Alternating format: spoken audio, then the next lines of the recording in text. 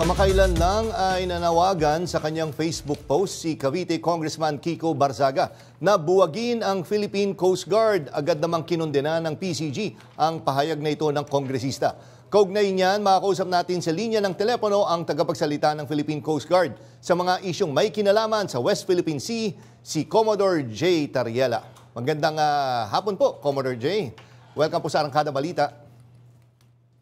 Hello, Sir Jack, and Ma'am Maan. Magandang gabi sa inyo at magandang gabi rin sa inyo mga taga-subaybay. Yes, unang-una, Commodore J, ano naging reaction of course ng PCG? Kami din no, napanood namin video actor, yung namin i-play kasi hindi naman talaga hindi maayos yung laman ng video niya. Pero kayo po dyan sa PCG, paano niyo tinanggap po yung video na iyon? Well, una sa lahat, we just wanted to ignore when that video came out sa social media. And then we realized we needed to respond kasi tumataas yung bilang ng nagla-like, nag-comment. So we don't want the people to think na may katotohanan yung lahat ng claim na ginagawa ni Congressman Barzaga. Kung kaya nag-post ako sa social media and I answered all the allegations point by point and even told him, ang panawagan sa pag-abolish ng Philippine Coast Guard is a grave disrespect sa heroism and sacrifices na inilalagay lagi ng ating mga hanay pagdating sa pagdepensa sa West Philippine Sea. Sabi niyo nga, hindi niyo binibigyan ng timbang o weight. Ito nga sinabi ni Congressman Barzaga. At siyempre, I'm sure, hindi rin naman bumababa yung moral ng ating mga tauhan dyan sa PCG. Pero tingin nyo, anong posible nga dahilan nito? At saan nanggagaling yung pananaw na yan? Pinaghuhugutan? Oo, ni Barzaga. Well, I don't think na it's a random thoughts na nanggaling sa pakikipag-usap ni Congressman Barzaga sa mga pusa niya.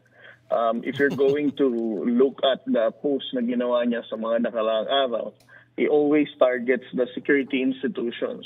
Nagsimula siya sa Armed Forces of the Philippines. Sinasabi niya may mga ghost project. Ngayon naman, ang tinitira niya ulit is the Philippine Coast Guard. Meron naman daw kaming kaugnayan sa korupsyon. Just merely connecting the Philippine Coast Guard Exterior as a volunteer organization. So, yan yung mga bagay na iniisip namin para sa akin. Hindi niya yan naisip lang. There must be somebody who's dictating him or using him or whatever means, just to make him those kind of posts sa social media. And Commodore J, yun nga, marami actually sa social media ang nagsasabi din, partner, ang sinasabi, etong si Congressman Barzaga ay definitely parang kumukuha talaga ng attention. Kaya it's very easy sana na wag na lang pansinin yung post na yan kasi i-validate mo pa yung inano. Kaya nga lang, ang sobrang rupok ng mga Pinoy pagdating sa social media. Talaga. Oo, ang daling masway kasi yung mga Pinoy. At syempre yung mga Gen Z. Minsan kasi, minsan kasi may mga hindi na nagre-research. Alam mo yun? Hindi lang Gen Z, lahat. Halos tanggap mo na kung ano yung nakikita mo sa social media. Gaano kayo nahirapan, Commodore J, na yun nga, para i-correct yung mga narrative. Yung narrative na yan. Para sa amin, madali lang namang i-correct yan but you just have to respond to it. Kasi kapag, gaya nga sinabi ko, kung manahimik tayo, ang mga social media followers niya, ang dami pa naman niyang nabubudol sa Facebook. Iisipin, totoo yung sinasabi niya. Pero if you're going to use Google lang, to point by point, evaluate yung mga sinabi niya. Ang dali lang naman niyang i-clarify.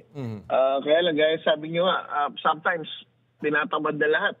Kaya iniisip nila, whatever is posted on Facebook, face value, accepted na lahat. Kaya kailangan nating sagutin, makipag-usap sa ating mga media partners like what you're doing right now to clarify na these are all lies and misinformation. Ito rin, nagtatanong din, Commodore J, hindi daw kaya ito bahagi ng mas malaking narrative para isulong yung Chinese agenda sa West Philippine Sea?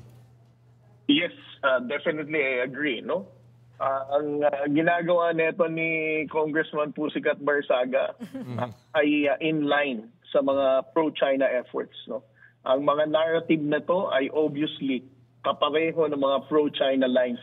These lines are not something new. This has been posted, used said by a lot of people na nagtutulak ng interest ng China na nananakot ng ordinaryong Pilipino para hindi tindigan ng ating laban sa West Philippine Sea. At sinasabi pa, ginagatungan pa raw natin, no? Yung sigalot ng Taiwan at China. At syempre, yung kanyang mga sinasabi ay, kumbaga, nasasayang yung mga pagsisikap ng ating mga tauhan ng Philippine Coast Guard na ipagtanggol yung ating teritoryo. Commodore.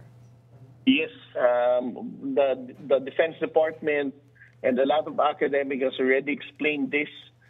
Malayo ang pinagkaiba ng issue sa Taiwan at ng West Philippine Sea.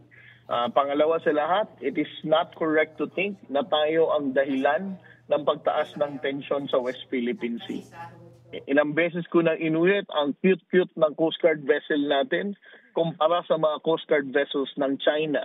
How can we even provoke a Chinese Coast Guard vessel kung tatlong beses ang laki niya ng Coast Guard vessel natin? And ito, last na question mula sa akin, Commodore Jay. No, bukod dun nga sa narrative nga dyan sa Chinese agenda sa West Philippine Sea, may mga nagsasabi na posibleng bahagi ito ng umuugong na destabilization plot laban nga sa Administrasyong Marcos. Sang-ayon po ba kayo dito? Well, that can also be a possibility, no? Ilang beses na rin nating nakita na ang China at ang mga destabilizers na yan na hindi sumusuporta sa administrasyon ni Pangulong Marcos ngayon ay nagkakaisa. Of course, if you're pro-China and you're not getting favorable actions toward your own interests, you would really support the destabilizers. At ito ang mga nag-unite ngayon, no? Mga pro-China tao, mga ambisyosong politiko, at ang mga taong wala talagang pakialam sa Pilipinas at gusto lamang isulo ang kanilang pansariling interes. Ito, bago ka namin nabitawan, Commodore, isang magandang balita para sa inyo.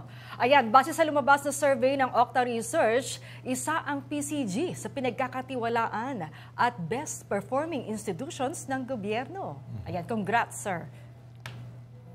Maraming salamat, no? I think the 75% who appreciated the efforts of the Philippine Coast Guard in the past years, no, sa ating pagtindig sa West Philippine Sea, definitely hindi kasama sa 75% na yan si Congressman Pusikat Barsaga.